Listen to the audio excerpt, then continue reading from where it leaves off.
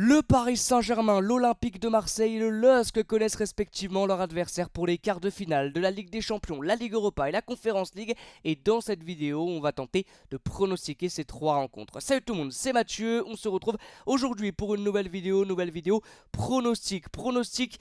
Coupe d'Europe avec les quarts de finale qui sont connus pour nos clubs français. L'OM, le PSG, le LOSC sont donc fixés sur leur adversaire en quart de finale. Et on va dans cette vidéo tenter de pronostiquer ces trois rencontres. C'est un petit peu tôt pour réellement donner un résultat et pour réellement pronostiquer ces rencontres. Mais essayer de voir si c'est un bon tirage ou non, si c'est favorable ou non. Ça par contre, on peut le faire. On commence donc par se rappeler les adversaires pour nos clubs français. Le Paris Saint-Germain défiera le FC Barcelone. L'aller au Parc, le retour sera du côté de l'Espagne.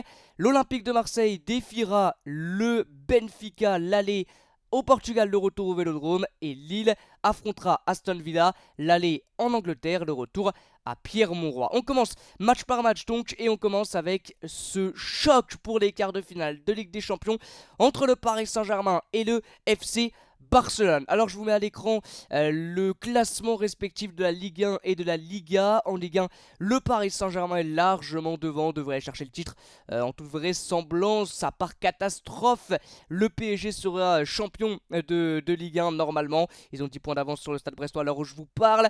Et le FC Barcelone est 3ème de Liga. C'est pas mal, même si l'objectif était le titre. Normalement, ça devrait pas être pour cette année pour Iniesta pour aller chercher le titre en Liga. Ils ont 8 points de retard sur le Real Madrid.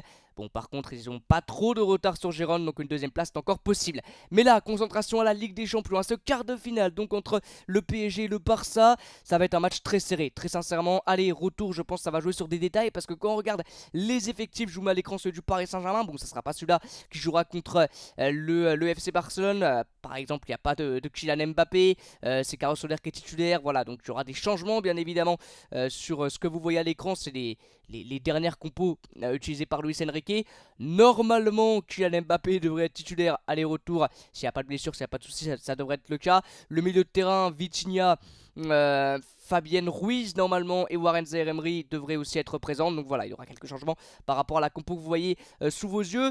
Mais c'est vrai que par rapport à celle du Barça que je vous mets aussi sous les yeux, et bah on voit qu'il y a quelques similitudes. Je veux parler de différents secteurs, par exemple au milieu de terrain, celui du Paris Saint-Germain avec Warren Zaïre-Emery, Fabienne Ruiz, Vitinha, Ugarte est quand même pas mal avec beaucoup de joueurs absolument incroyables. Warren Zaïre-Emery cette année c'est XXL vraiment les prestations qu'il fait. Et du côté du FC Barcelone, vous avez du Gundogan, du Frenkie de Jong, Pedri aussi qui devrait revenir. Et je trouve que il y aura un match dans le match et ça peut être le match au milieu de terrain. Ce secteur au milieu de terrain avec ces deux trios du milieu sous Iniesta et sous Luis Enrique.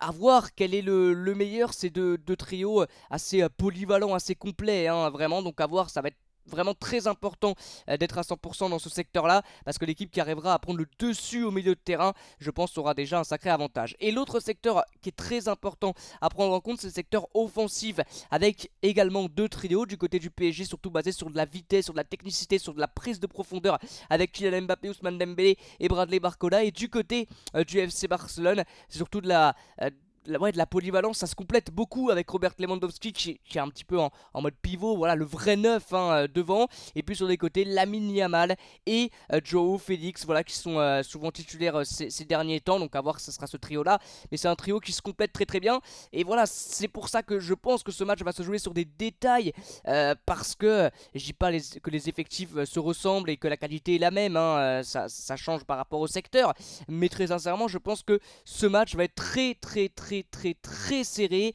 et ça peut jouer vraiment sur des détails. Alors le fait que le Paris Saint-Germain reçoive à l'aller, c'est voilà, peut-être le petit point négatif, c'est mieux peut-être de recevoir au retour. Après, bon, ça veut pas dire grand-chose, mais c'est toujours mieux de recevoir au retour. Le PSG a réussi à se qualifier pour l'écart en jouant le retour en Espagne, du côté de la Real Sociedad. C'est passé. Après, ça sera quand même un adversaire de 2, 3, 4 crans au-dessus. Donc voilà, c'est pour ça je pense que ça va vraiment se jouer sur des détails, ce match-là. Même compliqué de donner un favori, peut-être le Paris Saint-Germain quand on regarde l'effectif, et encore, euh, peut-être la profondeur de banc aussi qui va faire beaucoup la différence. À voir, mais très sincèrement, le premier truc que je peux vous dire, c'est que ça va vraiment jouer sur les détails, ça va être très serré. Alors ce qu'on peut regarder aussi, c'est le tableau de cette Ligue des Champions, où on voit que le vainqueur de ce PSG-Barça affrontera le vainqueur de Atlético Dortmund. Donc très sincèrement, le PSG a quand même une chance d'aller en finale.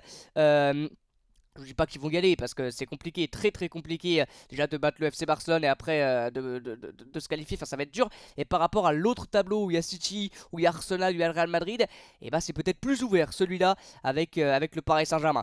Donc le mot de la fin sur ce match-là, je dirais que ça va être donc un match extrêmement serré, ça va jouer sur des détails. Le match dans le match au milieu de terrain va être très intéressant. Et je pense que tactiquement aussi ça va être intéressant de voir ce que vont proposer. Et je dis pas Iniesta depuis tout à l'heure, Xavi, hein, je sais pas si je dis Iniesta, c'est Xavi bien évidemment, l'entraîneur du FC Barcelone. Hein. Je crois que tout à l'heure j'ai dit Iniesta, non mais je suis complètement con, c'est bien évidemment Xavi et Luis Enrique. Donc à voir, mais je pense que tactiquement ça va être aussi un match très intéressant avec Luis Enrique qui va revoir le Barça, revoir Xavi, hein, donc ça va être très intéressant aussi les retrouvailles. Voilà, donc pronostiquer un vainqueur ça va être dur, mais bon, mon cœur français va aller plutôt du côté du Paris Saint-Germain.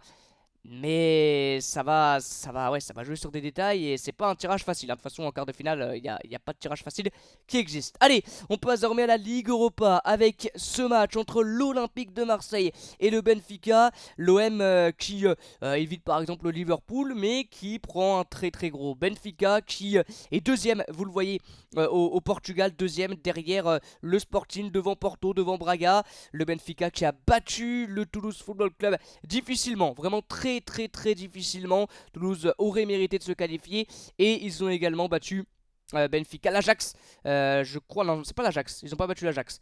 L'Ajax c'est Aston Villa, Benfica je sais plus du tout, ils ont battu qui pour Glasgow Rangers je crois. Les Glasgow Rangers, je crois, si je dis pas de bêtises. Et ils se sont fait peur contre les Glasgow. Il y avait eu 2-2, ils ont gagné 1-0, si je dis pas de bêtises. Donc voilà, ils ne sont pas qualifiés facilement en quart de finale de cette Ligue Europa. Donc c'est un tirage abordable pour l'Olympique de Marseille, surtout que l'OM recevra au match retour dans un volcan du côté du Vélodrome. Ça va aider bien sûr les Marseillais. Va pas falloir tout gâcher au match aller, mais si c'est encore faisable au Vélodrome, ça peut vraiment le faire. Ça peut vraiment le faire. Je vous mets également les compositions un peu type de l'OM et de Benfica. Alors l'OM, depuis le retour de Jean-Louis Gasset, ça marche plutôt bien. Vous voyez surtout devant, hein, Pierre-Emerick Aubameyang, Iliman Ndiaye, Amin Harit sont des joueurs qui retrouvent un petit peu la confiance individuellement depuis que Jean-Louis Gasset est arrivé. Du côté de Benfica, on a vraiment des joueurs de ballon. Peut-être que pour certains vous les connaissez pas, mais vous allez les connaître si vous suivez ce match aller-retour, avec notamment du Cabral, du Rafa. Bon, Rafa c'est quand même assez connu, entre El Di Maria bien évidemment, comment ne pas le citer, Joe Mario, enfin il y a vraiment de très bons joueurs. Au but aussi il est très bon, hein, le petit gardien Trublin, hein, attention à lui.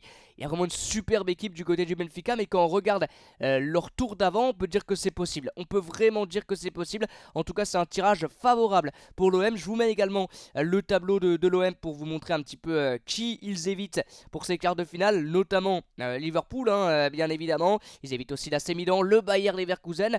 Donc c'est quand même un tirage abordable. Très sincèrement, je pense que l'OM a vraiment ses chances, vraiment ses chances de se qualifier, parce que Benfica c'est prenable, c'est vraiment prenable, va pas falloir faire n'importe quoi. Au niveau physique aussi, ils vont commencer à jouer tous les 3-4 jours, donc ça va aussi rentrer en ligne de mire. Pas faire n'importe quoi, ne pas se saborder tout seul comme ils ont failli le faire au match retour contre Villarreal. Mais très sincèrement, je suis un peu plus optimiste pour une qualification de l'OM que par exemple une qualification du Paris Saint-Germain ou de Lille, on va le voir dans quelques instants. Mais vraiment, je pense que sur les trois, c'est le club qui a le plus de chances de se qualifier au vu de la qualité qu'il montre depuis quelques matchs. Voilà, donc je suis assez optimiste pour l'OM. Et on finit par le dernier match. Le match le plus dur, je pense, il ne pouvait pas tirer pire. Les Lillois, le LOSC affrontera Aston Villa. C'est le pire tirage, à mon sens, pour le LOSC. Je vous mets tout de suite le tableau et les autres quarts. Ils auraient pu prendre du Fenerbahçe, du l'Olympiakos. Ils auraient pu prendre Lazio, Club Bruges. Et non, ils prennent Aston Villa. Pour moi, c'est le favori de cette compétition, Aston Villa. C'est le choc de ces quarts de finale face au LOSC. Lille qui pourra répondre à Aston Villa. Il y aurait du répondant vraiment du côté lillois. Ils vont embêter Aston Villa, mais mais ça va être très compliqué. Déjà le match aller du côté d'Aston Villa et du côté de l'Angleterre, ça va être déjà très dur. Du côté de Villa Park, va pas falloir se saborder, se rater au match aller pour encore avoir un petit peu d'espoir au match retour du côté de Pierre Morin dans une ambiance de folie. Mais ce que montre Paulo Fonseca cette année dans le jeu avec Lille, c'est intéressant. J'ai regardé leur dernier match, par exemple contre Rennes où ils perdaient 2-0. Ils ont dominé la globalité de la rencontre et méritent de revenir au score et de remporter ce match 2-2. Sur ces huitièmes de finale, ils ont gagné, si je dis pas de bêtises, 3-0 à l'aller, 1-1 au retour contre Sturm Graz. Victoire, qualification pas facile, mais bon, ça a été quand même pour les Lillois. Là par contre ça va être beaucoup plus dur face à Aston Villa. Je vous mets aussi les classements, hein, Lille qui est 4ème de Ligue 1 à l'heure où je vous parle, et Aston Villa qui est 4ème de Première Ligue et qui fait une saison absolument énormissime sous Unai Emery. Aston Villa qui a notamment battu en début de saison du Manchester City, du Arsenal, bon là qui vient de perdre 4-0 contre Tottenham, mais a battu Aston Villa 4-0 aussi, a battu l'Ajax pardon 4-0 au match retour des 8ème de finale de Conference League. Donc Aston Villa c'est le pire tirage pour moi. Je vous mets la compo un petit peu le 11 type lillois avec ce quatuor offensif que j'adore. Alors vous avez Cavallero, je sais pas pourquoi parce qu'il joue pas du tout du côté de Lille cette année, je sais pas pourquoi ils ont mis Cavallero, mais c'est plutôt du Youssouf Yazici ou alors du Rémi Cabella qui joue un petit peu sur ce côté, Haralson aussi en ce moment. En tout cas ce trio Angel Gomez, Zegrova, David, vraiment c'est un trio très intéressant. Zegrova c'est un des meilleurs dribbleurs de Ligue 1, Angel Gomez qui est indiscutable et indispensable dans ce 11 de Paulo Fonseca, Jonathan David qui est le serial buteur de Lille. Le milieu de terrain aussi, Nabil Bentaleb, Benjamin André, ils ont 5 poumons à eux deux, donc c'est très intéressant. Face à une équipe anglaise, il faut avoir des poumons en plus, il faut avoir vraiment un gros coffre physique, parce qu'en face je vous mets aussi le 11 type d'Aston Villa, ça va envoyer du très lourd. Quelle équipe absolument incroyable, avec notamment du Oli Watkins et Moussa Diaby. Il va falloir faire attention à ce duo là qui fonctionne bien, qui est très complet, parce que Oli Watkins c'est plutôt voilà, de la percussion, mais surtout c'est plutôt voilà, renard des surfaces, vrai neuf. Et Moussa Diaby, alors lui c'est percussion, profondeur, technicité, rapidité. Enfin Moussa Diaby c'est énorme, on le connaît.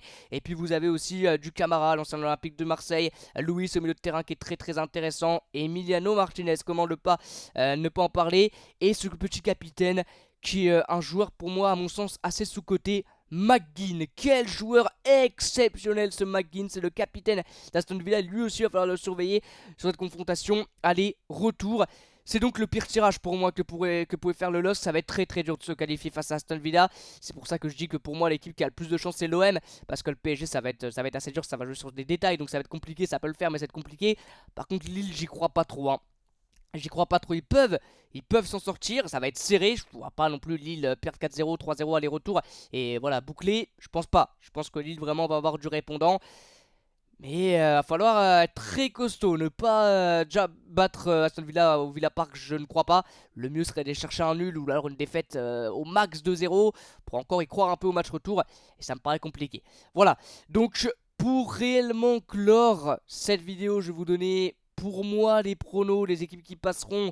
Alors allez, pour le PSG Barça, on va aller dire le PSG, mais sur des détails, vraiment sur des détails, genre 0-0, 1-0, enfin, ça va vraiment jouer à ça.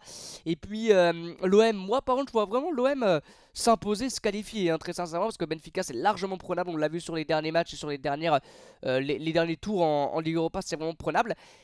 Et Aston Villa par contre ça me paraît compliqué pour Lille. Donc je verrai une élimination de Lille et une qualification du PSG et de l'OM. Voilà, merci beaucoup d'avoir suivi cette vidéo un petit peu longue, encore une fois, un quart d'heure de vidéo. Merci beaucoup de l'avoir suivi. On se retrouve très bientôt pour de nouveaux lives et pour de nouvelles vidéos. A bientôt les amis et ciao.